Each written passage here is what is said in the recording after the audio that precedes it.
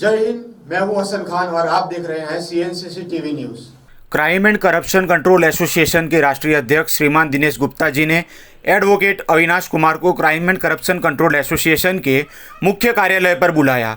आपको बता दें कि एडवोकेट अविनाश कुमार एक बहुत बड़े सामाजिक कार्यकर्ता भी है और समाज के हर महत्वपूर्ण कार्य में खड़े पग रहते हैं। इनके द्वारा सामाजिक एवं सेवाकीय कार्य में काफ़ी महत्व की भूमिका इनकी रही है। Crime and corruption control association के राष्ट्रीय अध्यक्ष श्रीमान दिनेश गुप्ता जी और एडवोकेट अविनाश कुमार जी के बीच कोरोना के इस कहर को लेकर बातचीत हुई। आइए सुनते हैं पूरी बातचीत। अविनाश जी, क्या हालचाल है? आज बहुत अच्छी बात है, आज हमारे यहाँ पधारे हैं crime and corruption control association और CNCC टीवी न्यूज चैनल के ऑफिस में।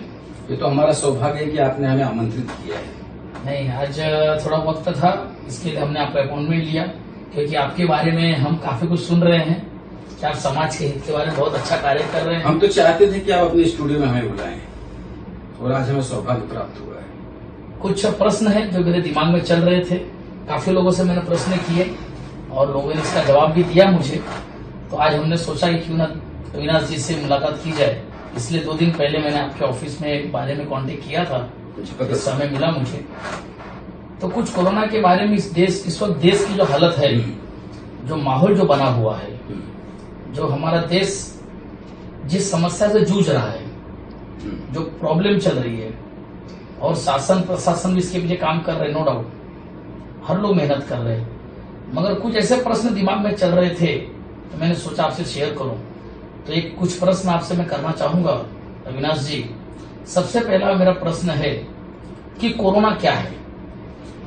ये तो जग जाहिर बात है कि कोरोना क्या, पूरे वर्ल्ड में इसी की चर्चा हो रही है। कोरोना चाइना वुहान से निकला हुआ है, लेकिन मेरे मुताबिक ये जो कोरोना जो नाम दिया गया है, ये महामारी का नाम दिया गया, ठीक है, लेकिन रियलिटी इसकी कि पॉइजन है। ये पॉइजन ही एक ऐसी बीमारी होती है जो कि आसानी से ठीक नहीं हो सकती। महामारी बीमारी तो हमारे देश में कईयों आई, इन सब का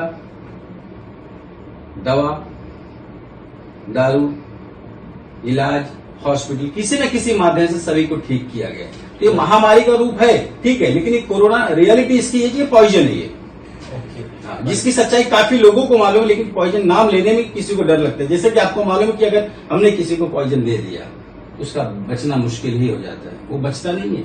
लेकिन महामारी और बीमारी होती है तो बचने के 100% चांस होते हैं। और हमारा देश तो महामारी और बीमारियों में तो खेलता है। गंगा जैसी नदी में कितने लोग नहाते हैं, कितने लोग कपड़े धोते, क्या क्या करते हैं, उसके पानी को लोग पीते हैं, उसके बावजूद भी वो शुद्ध माने जाते, बीमार नहीं होते। तो ये कोरोना क्या है? ये कोरोना ये आर्टिफिशियल चीज है। ये समझे आप मेरी बात? ओके, कोरोना मतलब ये जानबूझ के किसी ने किया हुआ है, साजिश है। आप तो देख ही रहे, पूरे संसार में हर देश ये चाहता है कि मैं इस देश से आगे जाऊं, मैं आगे रहूं, मैं आगे रहूं। तो चाइना ने अपना पहला नंबर ले लिया कि मैं ही इसे क्रिएट करके कुछ ना कुछ आगे बढ़ जाऊं। इकोनॉमिक कंडीशन में बढ़ना चाहता था, सांसारिक होड़ में सबसे ज्यादा आगे जाना चाहता था। इस प्रकार उसने एक वैश्विक बम बनाया है, एक कृत्रिम बम इसे कहा जा सकता है, मानव बम एक तरह से कहा जा सकता है, क्योंकि उसे भी मालूम था कि मैं न्यूक्लियर टेस्ट, न्यूक्लियर बम या ब्लास्ट या वर्ल्ड वॉर किसी को फेस नहीं कर सकता, क्योंकि पूरे संपूर्ण देश जो है एक तरफ हो जाएंगे और मैं युद्ध में अकेला रहूंगा। तो उसने इस प्रकार एक कृत्रिम बम का ढोंग रचा और उसने इस चीज को बनाया और लोगों आविष्कार किया और लोगों के बीच में डाल के, और अभी लोगों के सामने ये बताना चाह रहे, पता नहीं कैसा होगा, मुझे मालूम नहीं, लेकिन सच्चाई यही है और सच्चाई खुल के भी आएगी। हमारे जो प्रधानमंत्री जी आज अफसोस कर रहे हैं, आज हमारे लोगों से रिक्वेस्ट कर रहे हैं कि कृपया शांति बनाए रखिए, लॉकडाउन का पालन कीजिए। इसका मतलब ये नहीं है कि वो लॉकडाउन का पालन ही करवा रहे, लॉकडाउन का पालन होने के बाद, कोरोना का खात्मा होने के बाद वो चाइना को भी बताएंगे कृत्रिम क्या होता है, प्राकृतिक क्या होती है बात। इसके लिए आप बेफिक्र रहिएगा। मैं किसी पॉलिटिक्स पार्टी से नहीं हूं, लेकिन मुझे इस बात पर पूरा भरोसा है कि इस बात का कहीं न कहीं खुलासा किया जाएगा कि चाइना ने ही ये सब किया था और चाइना इस बात का संपूर्ण रूप से जिम्मेदार होगा। एक और प्रश्न मैं आपसे करना चाहूंगा अविनाश जी। हमारे भारत देश में कोरोना की रोकथाम क्यों नहीं हो पा रही जिस तरीके से चाहिए? जिस तरीके से लॉकडाउन चल रहा है, हमारे आपने भी बताया कि देश के प्रधानमंत्री ने जो लॉकडाउन किया लोगों को इस बीमारी से मुक्त करने के लिए, मगर मुझे ऐसा लग रहा है कि उस तरीके से रोकथाम क्यों नहीं हो पा रही है। देखिए भाई, आपके घर में 4 बर्तन हैं, आप ये चाहते हो कि 4 बर्तन बिना आवाज किए रख दिए जाए एक जगह से दूसरी जगह, संभव है? संभव नहीं है।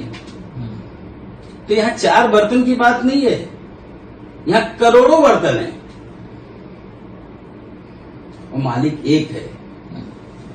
पूरे देश को कंट्रोल करने के चक्कर में लगा हुआ किस प्रकार में कोरोना को कंट्रोल करूं।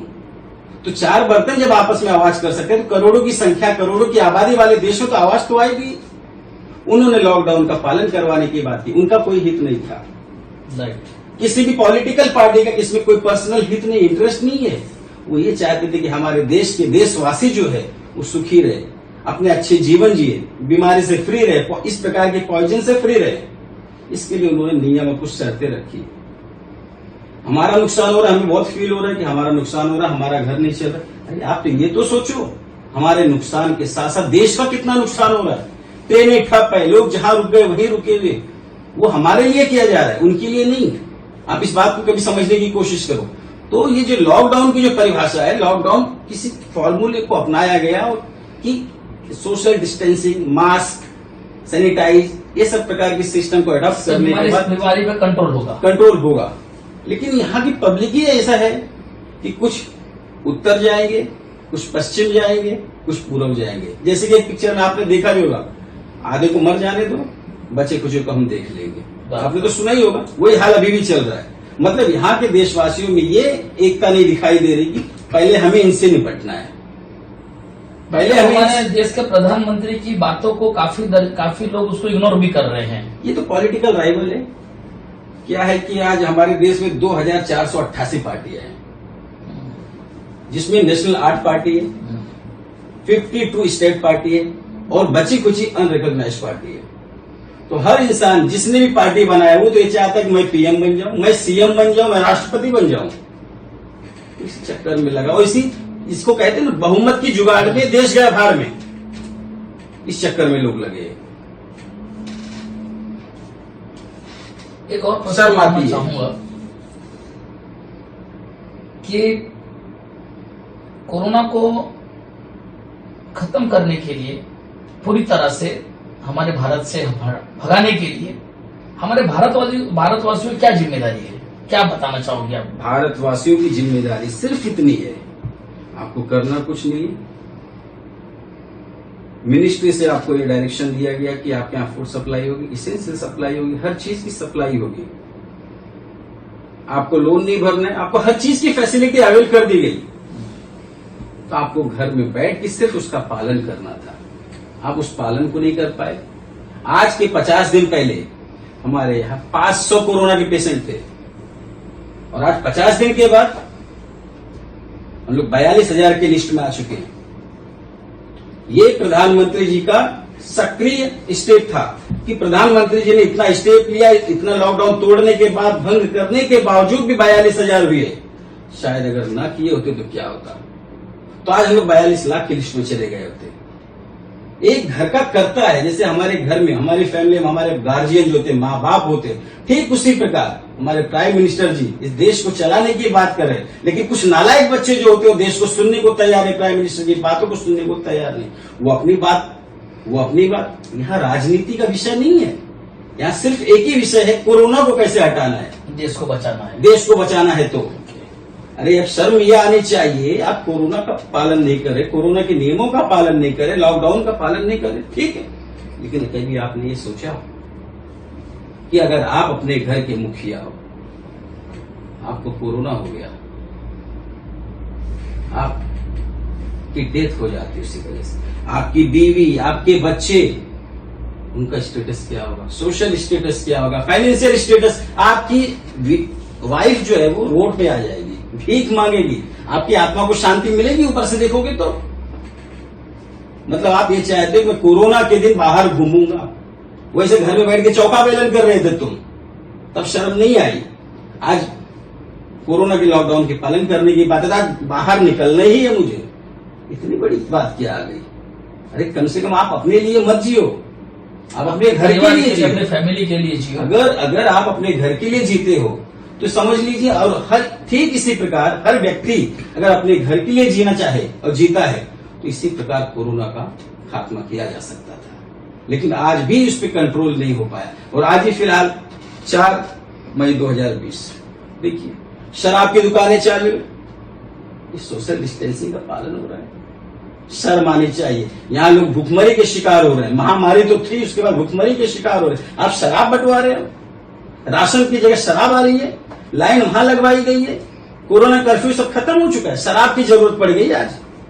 मुझे तो लगता है शराब बिकवाने के भी पीछे बहुत बड़ी मोनोपोली है। शराबी बिजनेस जो है ना, उसके लिए सब चालू हुआ है। आपको राशन के लिए करना चाहिए। जितना आज मैंने जितना बंदोबस्त देखा पुलिस प्रशासन का शराब बंटवाने में, उतना बंदोबस्त और किधर भी नहीं देखा मैंने। ये शर्म की बात है। एक तरफ देश कराह रहा है, एक तरफ देश चिल्ला रहा है कोरोना से मुझे फ्री करो, सब साइड शराब पिलाओगे आप। शराब से कोरोना मरेगा, शर्म आनी चाहिए आप जैसे लोगों को। आप लोग उसको प्रमोट करते हो। इस बात से तो मैं भी सहमत हूँ आपकी इस बातों से अविनाश जी। आपने बहुत अच्छी बात बताई कि इस वक्त घर घर में लोगों को राशन की जरूरत है और यहाँ पे शराब की बिक्री शुरू हो चुकी है। खैर देखेंगे अब ये हमारे देश के अभी हाल फिलहाल में ही आपने देखा होगा कि बांद्रा स्टेशन पर अपने देश जाने वाले लोग, अपने राज्य जाने वाले लोग कम से कम 3 से 4 हजार लोग जमा हुए थे। इसके बाद बारे में आपने आकलन किया ये कहां से जमा हो गए? ये सोचा आपने? इसके साथ साथ ये भी देखा कि पुलिस जो है, पुलिस सिस्टम जो है, हमारा प्रशासन जो है सराहनीय काम कर रहा है। बहुत अच्छी बात है, बहुत अच्छा लगा। आई अप्रिशिएट, मैं उनकी तारीफ करता हूं। ये तारीफ व्यक्त नहीं की जा सकती। लेकिन इसके साथ साथ जब पुलिस प्रशासन ने मुस्तैदी इतनी दिखाई कि पूरे भारतवर्ष में बाइक पे जाने वाले को मारा जा रहा है, क्यों आप घूम रहे हो, आप लॉकडाउन का पालन, कार वाले को रोका जा रहा है, चलो FIR बन रही, गाड़ी जब्त हो जा रही है, इतनी मुस्तैदी, बहुत अच्छा लगा मुझे। लेकिन ठीक उसी के विपरीत अगर एक रोल देखा जाता है प्रशासन का, बांद्रा स्टेशन पर 3 से 4 हजार लोग जमा हो जाते हैं। पुलिस प्रशासन कहा था, 1-2 व्यक्ति नहीं आ रहे, 10, 20, 25, 50, 100, 200, 500 का झुंड आया होगा। कैसे लोग वहां पे जमा हुए? ये आपको नहीं लगता प्रशासन की ढील थी? और ऐसे लोगों, ऐसी प्रशासनिक व्यवस्था अगर होगी तो कोरोना का कभी खात्मा नहीं हो सकता है। ऐसे लोगों को चाहिए कि सस्पेंड कर दिया जाए। ऐसे लोगों को दंडनीय अपराध के तहत जमा करना चाहिए, केस मुकदमा होना चाहिए। क्योंकि ये भी एक तरह से अफवाहें फैला रहे हैं, उसको प्रमोट करने की कोशिश की। जो तुम्हें ड्यूटी दी गई थी राज्य सरकार से, राज्य सरकार ने जो आपको ड्यूटी दी आपने तो नहीं किया, उसी का ये है कि आज हम 42,000 के आंकड़े पर पहुंच चुके हैं। बच्ची अब यह अफवाह फैलाई गई थी, मैं नाम नहीं लेना चाहता हूं, कि बांद्रा स्टेशन से अलग अलग राज्यों के लिए ट्रेन जाएगी। आप जवाब दे सकते हैं? ये हमारे लोग जवाब दे सकते हैं? क्या बोरीवली से ट्रेन नहीं जाती है? बांद्रा से ही सिर्फ जाती थी? बीटी से नहीं जाती है? दादर से नहीं जाती? कुर्ला टर्मिनस से नहीं जाती है? ये 5-6 जो जंक्शन है, यहां भी तो पब्लिक नहीं जमा हुई, सिर्फ बांद्रा में ही क्यों जमा हुई है? आपका कहना है कि ये भी कोई साजिश के तहत काम, साजिश के तहत नहीं, ये साजिश ही हुई है। जबकि देखा जाए तो हमारे माननीय मुख्यमंत्री उद्धव ठाकरे साहब का वहां घर है, बांद्रा सेंसिटिव इलाके में उनका घर, उनके आंगन में, उनके क्षेत्र में ये सब इतना बड़ा हंगामा, ये कहीं ना कहीं राज्य सरकार को दबाने की कोशिश की गई है। हमारी जो राज्य सरकार है, जो हमारी केंद्र सरकार है, जो सफल कार्यक्रम दिखा रही है, लोगों में कोरोना का जो मैसेज डाल रही है, वो सफलतापूर्वक अपने गोल पे जा रही है, उसको दबाने की एक साजिश की गई कि ये बताया जाए कि राज्य सरकार और केंद्र सरकार फेल हुई, लेकिन वो लोग नाकाम रहे। जो कोरोना का आंकड़ा जो देखा गया उसका समीकरण जो मैं देख रहा हूँ, जो भी आपने बात बताई, तो मुझे एक बात समझ में आ रही है कि जब से बांद्रा में जो जमा हुए थे लोग, पब्लिक जो जमा हुई थी, उसके बाद कोरोना का असर कुछ मुंबई में ज्यादा देखने को मिला। अरे वेरी फर्स्ट डे 500 से 600 लोग थे, और दिन ब दिन तो बढ़ता ही गया। आज 42,000 के आंकड़े पे है हम। इतनी सख्ती के बाद कहने का मतलब यहाँ पे राजनीति नहीं होनी चाहिए थी। राज्य सरकार अपने लेवल पूरी ताकत लगाई हुई है, केंद्र सरकार अपनी ताकत लगाई हुई है। ये हम जैसे लोग जो है ना, कुछ लोग इसमें राजनीति खेल रहे हैं, राजनीति करने चले आए। अरे घर में तुम्हारे राशन कभी नहीं था, तुम राशन बांटने चले आए हो, मास्क लगा के सैनिटाइज करके हाथ धो के चले आए हो तुम राशन बांटने। तुम्हारे घर की स्थिति क्या वही देख लिए होते तुम। वो राशन चुरा के भी लेके जा रहे हैं अपने घर के लिए, वो राजनीति कर रहे हैं। अभी मैंने हाल फिलहाल में देखा कि कुछ मास्क के ऊपर किसी नेता का नाम लिखा हुआ था। आप यकीन करोगे इस बात को? मतलब इससे वक्त में भी राजनीति दूर नहीं है, राजनीति टच कर रही है उस बात को। चलिए कोई बात नहीं है। और एक प्रश्न आपसे करना चाहूंगा मैं कि हमारे देश में जो लॉकडाउन जो किया गया, ये कहाँ तक कारगर साबित हुआ आपके हिसाब से? ये इतना अच्छा कारगर साबित हुआ कि कम से कम 63 से 70,000 लोग अमेरिका में उनका जो डेथ हो गई, 63 से 70,000 लोगों की डेथ हुई। चाइना में कम एवरेज है। कंपैरेटिवली अगर हमें देखते हैं तो इंडिया, भारत जो देश है वो सबसे अच्छे एवरेज पे चल रहा है। मतलब एक तरह से देखा जाए कि कोरोना से फाइट करने में सक्षम है। और सबसे अच्छी बात ये लगी कि जो इस कोरोना फाइट में जो हमारे कोरोना वॉरियर्स थे, ये पुलिस प्रशासन भी था, डॉक्टर्स भी थे, नर्स भी थे, और भी कुछ ऐसे ऐसे तबके के लोग थे जिनका नाम नहीं आ रहा है। इन लोगों ने काफी मदद की है। और ये मैं दावे के साथ कह सकता हूं कि ये लोग वाकई में दिल से राज्य सरकार और केंद्र सरकार के साथ थे। उनकी जो सोच थी उसको पूरा करने में अपनी भूमिका निभाने की पूरी कोशिश की है। देश में जो कोरोना जो कंट्रोल में है, समझ लीजिए हमारे लॉकडाउन के, ये उसका लॉकडाउन का नतीजा है। लॉकडाउन का नतीजा, नहीं तो शायद हम और आप आज यहाँ बैठ नहीं पाते। शायद हम भी कोरोना के पेशेंट होते या तो चले गए होते। हमारी भी औरतें रोड पे बैठी होती, बच्चे भीख मांगते रहते। एक और आपसे सवाल करना चाहूंगा। पूछिए। हमारे देश में जिस देश ने कोरोना फैलाया, उसके बारे में आप क्या कहना चाहोगे?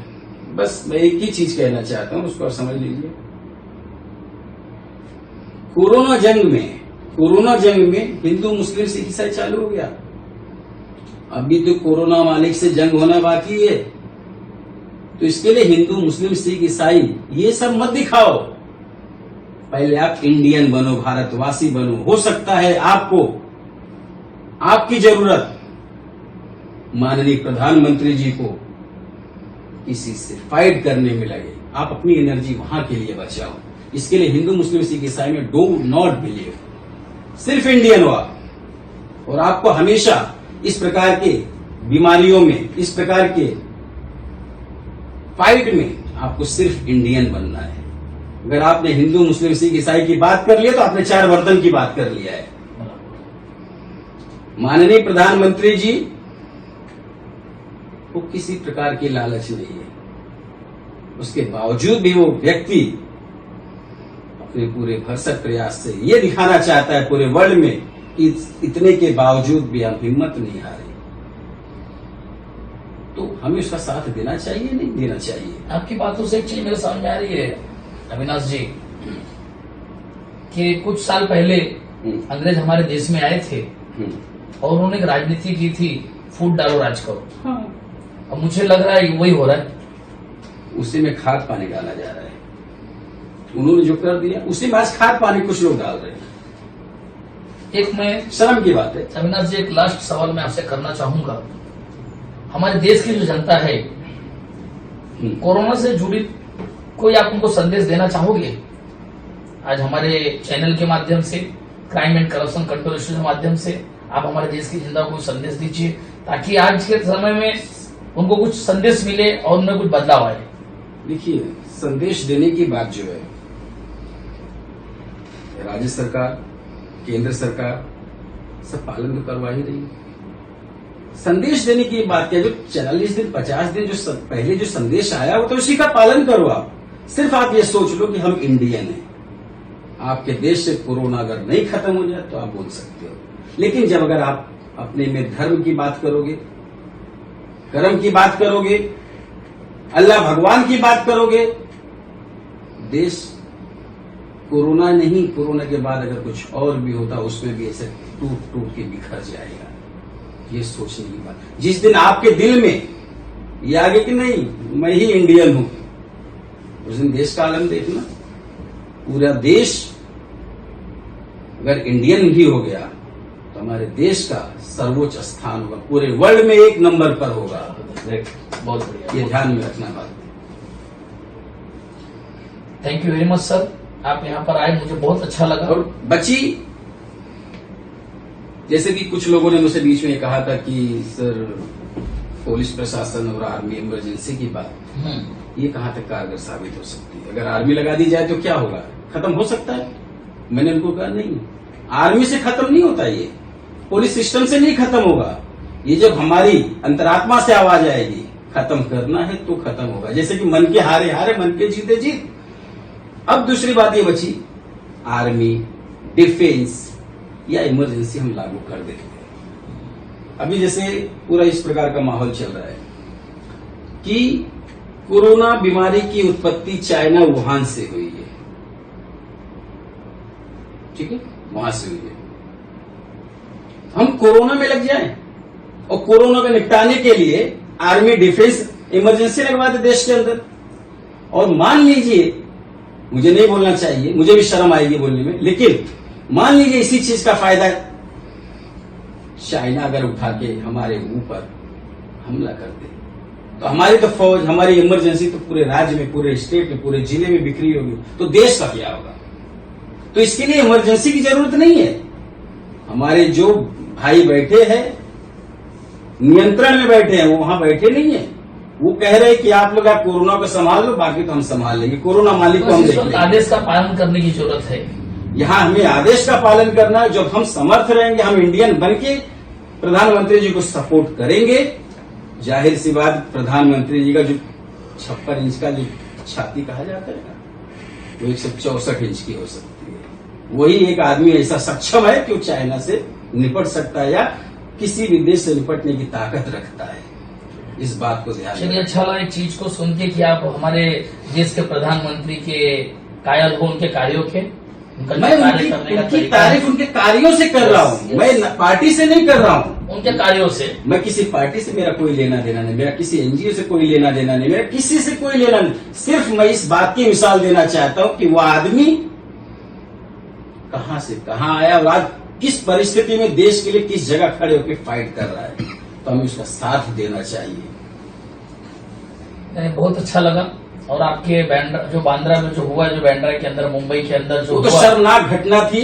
उसमें कुछ लोगों को अपनी फेम चाहिए थी, 10 दिन जाएंगे, पुलिस कस्टडी में रहेंगे, जेसी में रहेंगे, छूट आए। अरे क्या तुम्हें देश के साथ गलत काम करने की बात कर रहे हो? हा? देश को बेचने की बात कर रहे हो तुम लोग, इसका मतलब तो ये हो गया। हा? देश को दांव पे लगा रहे हो, अफवाह फैला रहे हो। ये बहुत बड़ी साजिश के तहत हुआ है, क्योंकि अगर इतनी पब्लिक, और मैं मुख्यमंत्री जी से और प्रधानमंत्री जी से ये चाहता हूं कि इस मामले की जांच होनी चाहिए।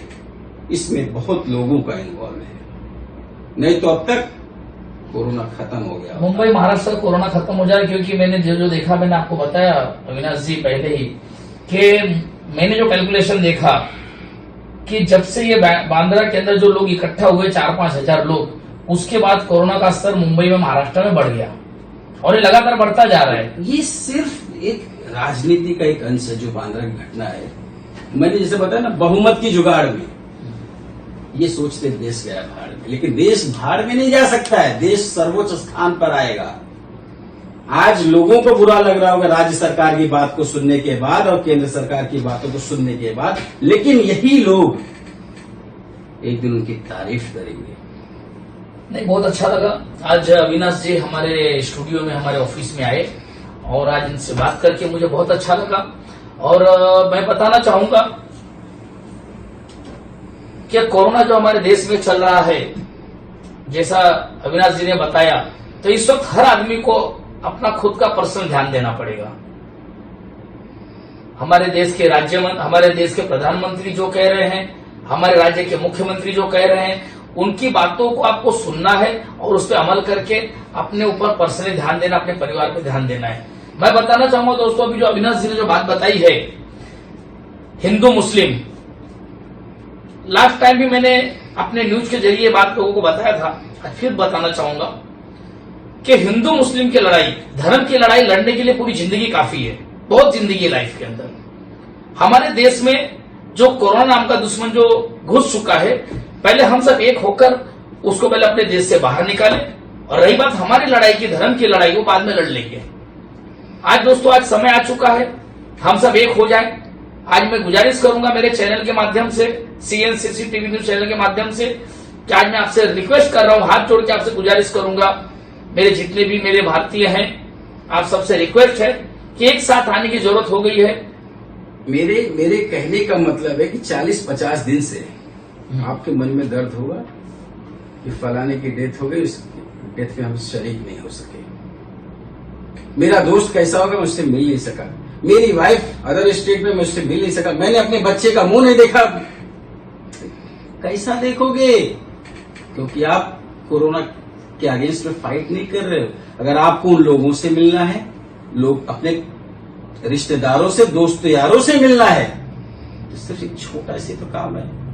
आप तो बड़ी बड़ी बातें करते हो, मैं ये कर सकता हूं, मैं ये कर सकता हूं। कोरोना को खत्म करने के लिए जरा सी मदद नहीं कर सकते? आप कोरोना को खत्म करने के लिए मदद कीजिए सरकार की। अब देखिए, 10 दिन के बाद अगर आप अपने रिश्तेदार, नातेदार, दोस्त यारों से नहीं मिलते हो, तो बोलना मैं आपके स्टूडियो में फिर कभी नहीं आऊंगा। दोस्तों, ये थोड़े दिन की लड़ाई है। अभी जो दुबे जी ने, हमारे अविनाश जी ने जो बताया है बात को, ये कुछ पल की लड़ाई है, कुछ दिनों की लड़ाई है, और आने वाले कल में हमें जंग जीतेंगे, अवश्य जीतेंगे। क्योंकि हमारे देश से जो रक्षक है, वाकई में उन्होंने, कहते हैं ना, दिल, दिमाग और ध्यान सब कुछ लगा दिया है। इस वक्त हमारा देश थमसा गया है, और इस देश को आगे बढ़ाने के लिए हमारे देश के जो प्रधानमंत्री है, हमारे हर राज्य के मुख्यमंत्री है, और हमारे देश में हमारे जैसे सिपाही हैं, जिन्होंने ड्रेस तो नहीं पहना है, मगर एक सिविल सिपाही हम कह सकते हैं, जिसमें अविनाश जी मुझे ऐसे ही लगे। आज इनसे मुलाकात करके सर मुझे बहुत अच्छा लगा, और आपको हमारे स्टूडियो में जब भी हम बुलाएं, आप कृपया हमारे पास आइए। मैं एक बात और बोलना चाहता हूँ। यस, अवश्य बोलिए। आप सिर्फ इतना ध्यान दीजिए कि आज तीसरे एक्सटेंशन में, लॉकडाउन के तीसरे एक्सटेंशन में हम लोग हैं। ये किस लिए हो रहा है? क्योंकि हम लोग कॉपरेट नहीं कर रहे हैं। अगर कॉपरेट नहीं करेंगे, 3 से क्या तीसरा, और तीसरे से 30वां भी एक्सटेंशन हो सकता है। तो आप ये चाहते हो कि घर में रह के शहीद हो जाओ? इसके लिए आपको ये करना है कि कोरोना को मिटाने के लिए, जड़ से खत्म करने के लिए सरकार का साथ देना है। और फिर मैं दावे के साथ कह सकता हूँ, तीसरे के बाद चौथा लॉकडाउन कभी नहीं आएगा। Thank you very much. नमस्कार। हमारी YouTube channel CNCC TV news को सब्सक्राइब करें और दबाएं बेल आइकन, ताकि हमारी खबरें सबसे पहले पहुंचे आप तक।